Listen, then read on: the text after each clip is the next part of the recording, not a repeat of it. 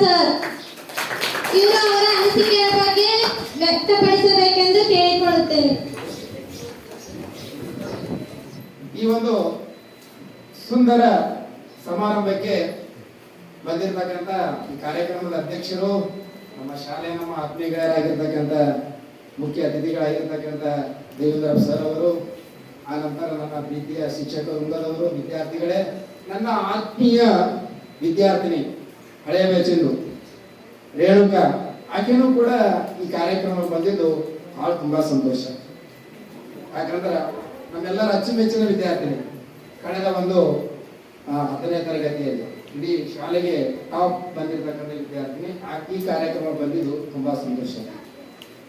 ವಿದ್ಯಾರ್ಥಿನಿಯರೇ, ವಿದ್ಯಾರ್ಥಿಗಳೇ, ನಾನು ಒಂದು ಕಿವಿ ಮಾತಾಡಕ್ಕೆ ಇಷ್ಟಪಡ್ತೀನಿ. ಶಿಕ್ಷಣ ಜೀವನದಲ್ಲಿ ಒಂದು ಅತ್ಯಂತ ಮಹತ್ವ.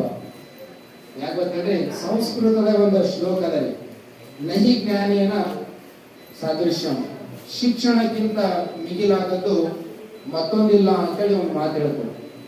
ನೀವೆಲ್ಲ ವಿದ್ಯಾರ್ಥಿಗಳೇ ಒಂದು ಕಿವಿ ಮಾತು, 6 ಗಂಟೆ ಓದ್ಲಿಕ್ಕೆ ನೀವು ಯಾರು ರೆಡಿ ಇಲ್ಲ, ಮುಂದೆ 12 ಗಂಟೆ ನೀವು ಕೆಲಸ ಮಾಡಕ್ಕೆ ರೆಡಿ ಇಲ್ಲ. ಯಾಕೆ ಗೊತ್ತೇನ್ರಿ? 12 ಗಂಟೆ ಕೆಲಸ ಯಾವತ್ತು ಸಿಗ್ತದ ಅಂತಂದ್ರೆ ನಿಮ್ಗ ಗುಟ್ಟಿ ಕುಂಬಿ ಮಣ್ಣೇನಪ್ಪ ಅಂದ್ರೆ 10 ಗಂಟೆ ಕೆಲಸ ಸಿಗ್ತದೆ. ನೀವು 6 ಗಂಟೆ ಅಭ್ಯಾಸ ಮಾಡಿದಿರಿ ಅಂತಂದ್ರ ಆರಾಮೇನಪ್ಪ ಅಂದ್ರ ನೌಕರಿ ಸಿಗ್ತದ, ಜ್ಞಾನ ಸಂಪಾದನೆ ಮಾಡ್ತೀರಿ, ನೆಳ್ಳಾಗ ಎಸಿ ರೂಮ್ನಾಗ ಕುಂತಿ ನೀವು ಕೆಲಸ ಮಾಡ್ಬೋದು. ಅದಕ್ಕೆ ನಾನು ನಿಮ್ಗೆ ತಿಳ್ಕೊಳ್ಳೋದು ಇಷ್ಟೇ, ಏನಂದ್ರ ಓದ್ತಕ್ಕಂಥ ಅವಕಾಶ ಅದ, ತಂದೆ ತಾಯಿಗಳ ಸಪೋರ್ಟ್ ಅದ, ಒಳ್ಳೆ ಅಭ್ಯಾಸ ಮಾಡ್ರಿ, 6 ಗಂಟೆ ಕುಂತು ಕಷ್ಟಪಟ್ಟು ಓದ್ರಿ, ಜೀವನದ ಸುಖವಾಗಿರ್ತದೆ. ನಿಮ್ಗೆಲ್ಲರಿಗೆ ಇನ್ನೊಂದು ಹೇಳ್ಬೇಕು, ಏನು ಜಗತ್ತಿನಲ್ಲೇ ಮಹಾನ್ ವ್ಯಕ್ತಿ ಆಗಿರ್ತಕ್ಕಂಥ ವ್ಯಕ್ತಿ ಡಾಕ್ಟರ್ BR ಅಂಬೇಡ್ಕರ್ ಅವರು. ಅಂಬೇಡ್ಕರ್ ಅವರು ಒಂದು ಮಾತು ಹೇಳ್ತಾರೆ, ಅವರು ಒಬ್ಬ ವ್ಯಕ್ತಿ ಜೀವನದಲ್ಲಿ ಮುಂದೆ ಬರಬೇಕಾಗಿತ್ತು ಅಂತಂದ್ರ 3 ತತ್ವಗಳನ್ನು ಜೀವನದಲ್ಲಿ ಅಳವಡಿಸ್ಕೊಳ್ಬೇಕು, ಅವುಗಳನ್ನು ಕಲಿಬೇಕು ಅಂತ ಹೇಳೋದು. ಅವರು ಕೂಡ ಹಾಗೆ ಮಾಡೋದು. ಅಂಬೇಡ್ಕರ್ ಅತ್ಯಂತ ಕಡು ಬಡತನದಲ್ಲಿ ಹುಟ್ಟಿ ಒಂದು ಅತ್ಯಂತ ಜಗತ್ತಿನ ಮಹಾನ್ ವ್ಯಕ್ತಿಯಾಗಿ ಬೆಳೆದಿರ್ತಕ್ಕಂಥ ವ್ಯಕ್ತಿಯವರು. ಅಂತ ವ್ಯಕ್ತಿ ಹೇಳಿರ್ತಕ್ಕಂಥ 3 ಮಾತುಗಳು ಏನು ಅಂತಂದ್ರ, ಜೀವನದಲ್ಲಿ ಮೊದಲು ಶಿಕ್ಷಣ ಪಡ್ಕೋರಿ ಅಂತ ಹೇಳಿದ್ರು ಅವರು. ಶಿಕ್ಷಣ ಪಡ್ಕೊಳ್ಳೋದರಿಂದ ನಿಮಗೆಲ್ಲರಿಗೆ ಜ್ಞಾನ ಬರಲ್ಲ ಅಂತ ಹೇಳೋದು. ಶಿಕ್ಷಣ ಪಡ್ಕೊಂಡ ನಂತರ ಏನ್ ಮಾಡ್ರಿ, ಆ ಶಿಕ್ಷಣದಿಂದ ಜನರನ್ನು ಸಂಘಟನೆ ಮಾಡ್ಕೊಡ್ರಿ. ಜನ ಸಂಘಟನೆ ಮಾಡ್ಕೊಳ್ಳೋದ್ರಿಂದ ಏನ್ ಬರ್ತದೆ, ಶಕ್ತಿ ಬರ್ತದ. ಶಕ್ತಿ ಬಂತು ಅಂತಂದ್ರ ನಿಮ್ಮ ಜೀವನದಲ್ಲಿ ಏನು ಸಮಸ್ಯೆಗಳದಾವ ಅವುಗಳಿಗಾಗಿ ಹೋರಾಟ ಮಾಡ್ರಿ ಅಂತ ಹೇಳಿದ್ರು. ಶಿಕ್ಷಣ, ಸಂಘಟನೆ, ಹೋರಾಟ, ಇವು 3 ಮಾಡಿದ್ರಿ ಅಂತಂದ್ರ ನಿಮ್ಮ ಜೀವನದಲ್ಲಿ ನೀವು ಮೇಲ್ ಬರ್ತಕ್ಕಂಥದ್ದು ಗ್ಯಾರಂಟಿ. ಇದು ನಾ ಹೇಳಿರ್ತಕ್ಕಂಥ ಮಾತಲ್ಲ, ಜಗತ್ತು ಕಂಡ ಮಹಾನ್ ಶ್ರೇಷ್ಠ ಮಹಾನಾಯಕ ಡಾಕ್ಟರ್ BR ಅಂಬೇಡ್ಕರ್ ಅವ್ರು ಹಾಗೆ ಮಾಡಿ ಮುಂದೆ ಬಂದಿರ್ತಕ್ಕಂಥ ಉದಾಹರಣೆಗಳು. ವಿದ್ಯಾರ್ಥಿಗಳೇ, ನಿಮ್ಗೆಲ್ಲರಿಗೆ ಗೊತ್ತಿರ್ಬೇಕು, ಒಬ್ಬ ವ್ಯಕ್ತಿ ಮುಂದೆ ಬರ್ತಾನ ಕೆಲವೊಂದು ತತ್ವಗಳನ್ನು ಮುಂದಿಟ್ಕೊಂಡು ಅಂತಂದ್ರ ಸಾಮಾನ್ಯ ಮಾತಾಡಿದ್ರು ಮೂಡಿಸಿದ್ರು. ಯಾಕಂತಂದ್ರ ಕೆಲವೊಂದು ವಿದ್ಯಾರ್ಥಿಗಳಿಗೆ ಪರೀಕ್ಷೆ ಸಂದರ್ಭದಲ್ಲಿ ಪ್ಯಾಡ್ ತೊಗೊಳತಕ್ಕಂಥ ಶಕ್ತಿ ಇರ್ತಾ, ಕೆಲವೊಬ್ಬರಿಗೆ ಇಲ್ಲ. ಹಾಗಾಗಿ ಎಲ್ಲ ಮಕ್ಕಳಿಗೆ ಸರ್ವೇ ಸಾಮಾನ್ಯವಾಗಿ ಪ್ಯಾಡ್ ಕೊಡ್ಬೇಕು ಅಂತೇಳಿ ಪ್ಯಾಡ್ ಕೊಟ್ಟರು. ಬಹಳ ಸಂತೋಷ ಆಯ್ತು ನನಗೆ. ಸರ್ ಬಲ್ಲಿ ಎಂತ ಒಂದು ಮೌಲ್ಯಗಳದಾವ, ಎಷ್ಟು ಗುಣ ಒಳ್ಳೆಯದ ಅಂತೇಳಿ ಖುಷಿ ಆಯ್ತು. ಇದೇ ರೀತಿ ಒಬ್ಬ ಶಿಕ್ಷಕರಿದ್ರು ಹಳೆಯ ಕಾಲದಲ್ಲಿ. ಆ ಶಿಕ್ಷಕರು ಹಿಂಗೇನ್ ಮಾಡಿದ್ರು, ಒಬ್ಬ ಪ್ರತಿಭಾವಂತ ವಿದ್ಯಾರ್ಥಿ ಇದ್ದ. ಈಗೆಲ್ಲ ರೊಕ್ಕಕ್ಕೆಲ್ಲ ಬೆಲೆ ಇಲ್ಲ. ಹಿಂದಿನ ಕಾಲದಾಗ ಏನಪ್ಪಾ ಅಂದ್ರೆ 50 ವರ್ಷ ಹಾಕೋರಿ ರೊಕ್ಕಕ್ಕೆ ಬಹಳ ಬೆಲೆ ಇತ್ತು. ಯಾರ ಮೇಲೆ ಒಂದು 10 ರೂಪಾಯಿ ಇತ್ತು ಅಂದ್ರೆ ಭಾರಿ ಶ್ರೀಮಂತ ನಂಗ್ರಿ ಅಂತ ಒಂದು ಕಾಲ ಇತ್ತು. ಆ ಸಂದರ್ಭದಲ್ಲಿ ಒಬ್ಬ ವಿದ್ಯಾರ್ಥಿ, ಪ್ರತಿಭಾವಂತ ವಿದ್ಯಾರ್ಥಿ 10ನೇ ತರಗತಿಯಲ್ಲಿ ಪರೀಕ್ಷೆ ಫೀಸ್ ಕಟ್ಲಿಕ್ಕೆ ಆಗಲ್ಲದೆ ಅಳ್ಕೋತ ಕುಂತಿರ್ತಾನ. ಯಾರೋ ಒಂದ್ ಕಡೆ ನೋಡ್ತಾನೆ ಇದ್ದಿಲ್ಲ. ಪರೀಕ್ಷೆ ಕೊನೆಯ ದಿನ ಬಂತು, ಫೀಸ್ ಕಟ್ಟೋದು. ಅವ ಶಾಲೆಯ ಒಂದು ಗ್ರೌಂಡಿನ ಗಿಡದ ಅಳ್ಕೋತ ಕುಂತಿದ್ದ.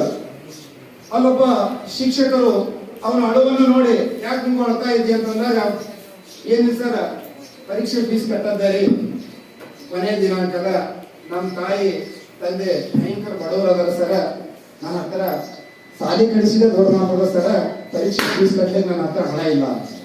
ಅದಕ್ಕೆ ಶಿಕ್ಷಕರು ಅಂದ್ರು, ಅದಕ್ಕೆ ನೀವು ಚಿಂತೆ ಮಾಡತ್ತೀರಿ, ನನಗೆ ಅನುಕೂಲ ಅದ, ನಾನು ಫೀಸ್ ಕಟ್ತೀನಿ ಅಂತಕೊಂಡು ಶಿಕ್ಷಕರು ಅವನಿಗೆ ಗೊತ್ತಿದ್ದಂಗೆ ಫೀಸ್ ಕಟ್ಟಿದ್ರು.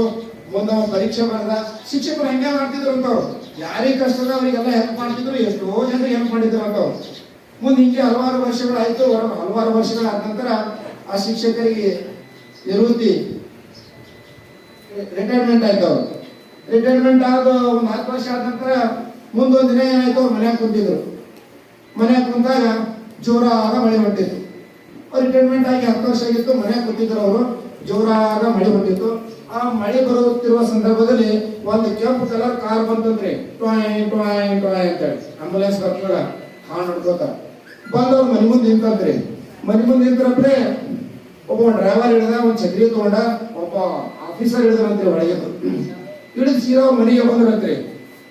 ಇವ್ರು ಹಂಚಿ ಬಿಟ್ರಂತ, ಕೆಂಪು ಕಲರ್ದು ಕಾರ್ ಮ್ಯಾಲ ಲೈಟ್ ಇದ್ದ ಕಾರ್ ನಮ್ಮ ಮನೆಗೆ ಹೊಂಟದ್ರು. ಯಾವ ಆಫೀಸರ್ ಹೊಂಟನಪ್ಪ, ನಾ ಹೆಂಗ್ ಮಾಡಿ ಅನ್ನೋದು ಸರಿ ಭಯ ಆಯ್ತಂತ. ಬಂದ್ರಂತ ಬಂದೆ ಒಳಗೆ ಓಡ್ ಬಂದ್ರಪ್ಲೆ ಸರ್ ಕಾಲಿಗೆ ಬಿದ್ದು ನಮಸ್ಕಾರ ಮಾಡೋದಂತ. ಸರ್ ಗಾಬರಿ ಆದ್ರು, ಯಾರಪ್ಪ ನೀನು? ನಾ ಯಾರಿದ್ರಿ, ಈ ಪ್ರದೇಶದ ಡಿಸ್ಟ್ರಿಕ್ಟ್ DC ಇದ್ದೀನ್ರಿ. ಗಾಬರಿ ಆದ್ರು ಸರ್, DC ಇದ್ರಿ, ಬಹಳ ಚಲೋ ಆಯ್ತಪ್ಪ. DC ಸರ್ ಬರ್ರಿ ಸರ್, ಯಾಕೆ ಬಂದಿರಿ? ಸರ್ ನಾ ನಿಮ್ ಎದುರು ಕುಂದ್ರಲ್ರಿ. ಯಾಕಪ್ಪ? ನೀವು ನಮ್ಮ ಸರ್ ಇದ್ದೀರಿ. ಹೌದಾ? ನಾವ್ ಯಾವ ಬೆಂಚಿನ ಸರಪ್ಪ? ಏನ್ ಸುದ್ದಿ? ಅವೆಲ್ಲ ತಂದ ಹಳೆಯ ಒಂದು ವಿದ್ಯಾರ್ಥಿ ಜೀವನದ ಈ ಘಟನೆ ಎಲ್ಲ ಹೇಳ್ದ. ಶಿಕ್ಷಕರಿಗೆ ಬಹಳ ಖುಷಿ ಆಯ್ತು. ಅವಾಗ ಸರ್ ಅವನ ಹೆಸರು ನೆನ್ಪಿಟ್ಟಿದ್ರು. ನೀವೇನಪ್ಪ? ಏನು ಸರ್, ಇದೇ ಪ್ರದೇಶದ DC ಆಗಿನಿ ಸರ್, ಇವತ್ತೇ ಬಂದು ಜಾಯಿನ್ ಆಗಿನಿ. ಜಾಯಿನ್ ಆದ್ರಪ್ಲೆ ನಿಮ್ದೇ ನೆನಪನ್ ಸರ್, ನೇರವಾಗಿ ನಿಮ್ಮ ಮನೆಗೆ ಬಂದು ನಿಮ್ಮ ಆಶೀರ್ವಾದ ಪಡ್ಲತ್ತೀನಿ ನೋಡಿ ಸರ್. ಸರ್, ಆ ವಿದ್ಯಾರ್ಥಿ ಬೇರೆ ಯಾರು ಅಲ್ಲ ಸರ್. ಒಂದಿನ ನಾ ಗಿಡದ ಕೆಳಗೆ ನಮ್ಮ ಫೀಸ್ ಇಲ್ಲದೆ ಕಟ್ಟಕ್ಕೆ ಆಗದೆ ಅಳ್ಕೊತ ಕುಂತಿದ್ದ. ಅವಾಗ ನೀವು ಫೀಸ್ ಕಟ್ಟಿದ್ರಿ.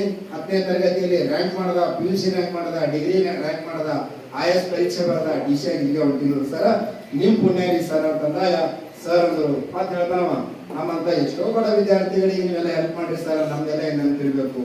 ಬಟ್ ನೀವು ನನಗೆ 100 ರೂಪಾಯಿ ನೆನಪದಾರಿ ಸರ್ ಅಂತೇಳಿ ಸರ್ ಏನಪ್ಪ ಆಶೀರ್ವಾದ ಕೊಟ್ಟಾಗ ಸರ್ ಕಣ್ಣ ನೀರು ಬಂದು.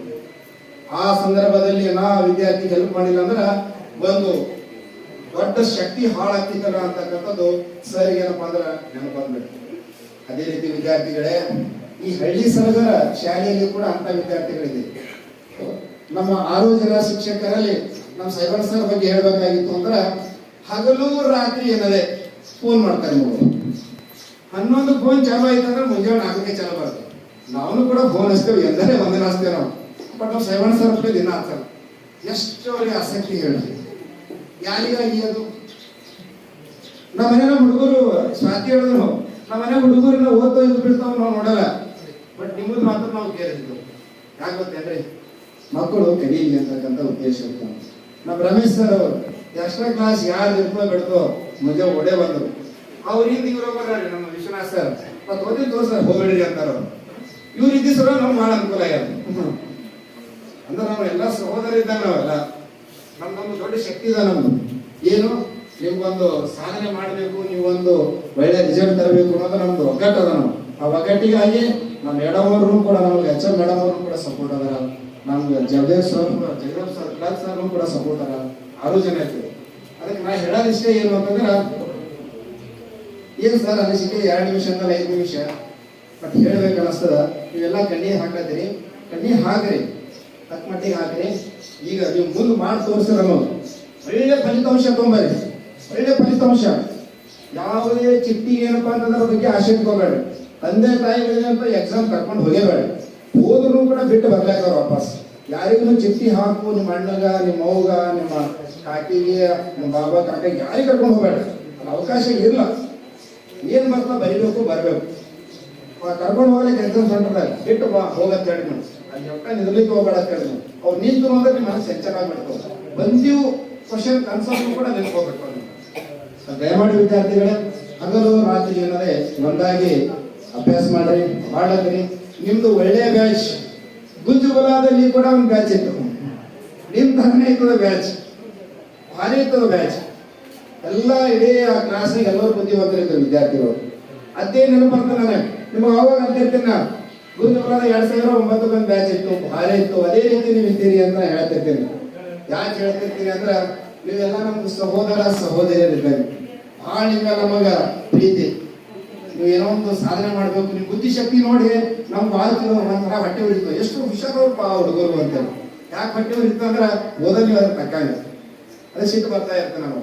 ಅದಕ್ಕೆ ಏನೇ ಇರಲಿ ವಿದ್ಯಾರ್ಥಿಗಳೇ, ಇವತ್ತು ನಾವು ಬೀಳ್ಕೊಡುಗೆ ನೀವು ಮಾಡತ್ತೇವೆ ಅಂದ್ರೆ ಅರ್ಥ ಅದು ಭೌತಿಕವಾಗಿ ಮಾಡತ್ತೇವೆ. ನಾವು ಮನಸ್ಸಾತ್ಮಕವಾಗಿ ನಮ್ಮ 6 ಜನ ಶಿಕ್ಷಕರ ಮನಸ್ಸಿನಲ್ಲಿ ನೀವು ಶಾಶ್ವತವಾಗಿ ಇರ್ತೇವೆ. ನೀವು ಅದು ಯಾವುದೇ ಸಂದೇಹನೇ ಇಲ್ಲ. ನೀವು ಎನಿ ಟೈಮ್ ಏನೇ ಸಮಸ್ಯೆ ಇದ್ರೂ ಕೂಡ 6 ಜನ ಶಿಕ್ಷಕರಿಗೆ ಫೋನ್ ಹಚ್ಚಿರಿ, ಯಾವುದೇ ವಿಷಯ ಮುಕ್ತವಾಗಿ ನಾವು ನಿಮಗೆ ಏನಪ್ಪ ಅಂದ್ರೆ ಹೆಲ್ಪ್ ಮಾಡ್ತೇವೆ. ಅದಕ್ಕೆ ನೀವು ಬೀಳ್ಕೊಳ್ಳೋ ತರ ಅಳೋದೇನು ಮಾಡ್ಕೋಬೇಡ್ರಿ. ನಾವು ನಿಮ್ಮ ಸಹೋದರ ಇದ್ದಾಗ ನಾವೆಲ್ಲ, ಆ ನಂತರ ನಿಮ್ಮ ಪೋಷಕರಿದ್ದಾಗ ಎನಿ ಟೈಮ್ ನಾವು ಹೆಲ್ಪ್ ಮಾಡ್ತೇವೆ. ನಿಮ್ಮಿಂದ ನಾವು ಇರ್ತೇವೆ. ನಿಮ್ಮ ಎಕ್ಸಾಮ್ ಮುಗಿಯತಕ್ಕನೂ ಕೂಡ ನಿಮ್ಗೆ ಸತತವಾಗಿ ನಾವು 6 ಜನ ಹೆಲ್ಪ್ ಮಾಡ್ತಿರ್ತೇವೆ. ಅದರಲ್ಲಂತೂ ಯಾವುದೇ ಅನುಮಾನ ಪಡದೇ ಬೇಕಾಗಿಲ್ಲ. ಹಾಗಾಗಿ ಯಾರು ಕೂಡ ನಿರಾಶೆಯಿಂದ ನಮ್ಮ ಶಾಲೆಗೆ ಹೋಗ್ಬೇಡ್ರಿ, ನಕ್ಕೋತ ಖುಷಿಯಿಂದ ಹೋಗಿ. ಇನ್ನು ಇಲ್ಲಿವರೆಗೂ ನನಗೆ ಈ ಬೀಳ್ಕೊಡುಗೆ ಕಾರ್ಯಕ್ರಮ ಕುರಿತು ಅನಿಸಿಕೆ ಹೇಳಲು ಅವಕಾಶ ಕೊಟ್ಟಿರ್ತಕ್ಕಂಥ ಈ ವೇದಿಕೆಗೂ ನನ್ನ ಆತ್ಮೀಯ ವಿದ್ಯಾರ್ಥಿಗಳಿಗೆ ನಾಗರಾಜ್ ಸರ್ ಅವರಿಂದ ಹೃದಯಪೂರ್ವಕವಾಗಿರ್ತಕ್ಕಂಥ ಧನ್ಯವಾದಗಳು.